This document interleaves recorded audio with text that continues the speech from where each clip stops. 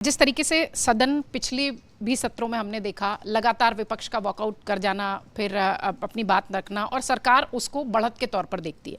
इस बार तो विपक्ष के पास बहुत सारे मुद्दे हैं। हमने पिछली बार हमेशा ही देखा है कि इंडी ब्लॉक के नेता आपस में ही उनकी सहमति नहीं हो पाती तो वो सदन के भीतर भी वैसे नहीं दिखाई पड़ते और इसी का फायदा सत्ता पक्ष ले जाती। इस बार मानसून सत्र में मुद्दे बहुत सारे हैं। क्या लग रहा है कि थोड़ी अच्छी स्थिति में दिखाई पड़ेंगे? देखिए, मानसून सत्र हंगामेदार तो हो गई क्योंकि ऑपरेशन सिंदूर के बाद ये पहला सत्र है और बिहार चुनाव का भी इसमें गर्मी नज़र आएगी जो SIR का मुद्दा है।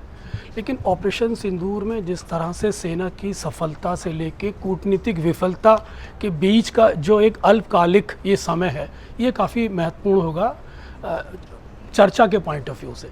सरकार को उन चीज़ों के जवाब मांगे जाएंगे कि आखिर ये सीज़ फायर में ट्रम्प साहब की क्या भूमिका रही, और जब आप दूसरे टीम के डी में घुस गए और उस समय जब आप गोल करने की स्थिति में तब आप सीज़ फायर कर रहे हैं, उसको लेकर सरकार की क्या ऐसी क्या मजबूरी है। उसके बाद जिस तरह से CDS ने जो बयान दिए, जिस तरह से डिफेंस अटैची ने जो बयान दिए, जिस तरह से DGMO ने जो बयान दिए, जिस तरह से विदेशी सचिव के जो बयान आए, उन सब में कॉन्ट्राडिक्शंस नज़र आया, उसमें एक भ्रम की स्थिति नज़र आई जिसकी वजह से एक नैरेटिव के अंदर भी एक बिखराव नज़र आया सरकार के।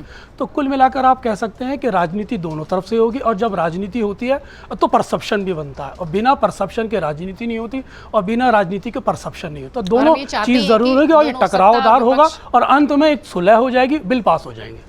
अगर आप ये वीडियो YouTube पर देख रहे हैं तो हमारे चैनल को सब्सक्राइब कर बेल आइकन दबाएं, और Facebook पर देख रहे हैं तो हमारे पेज को लाइक करें।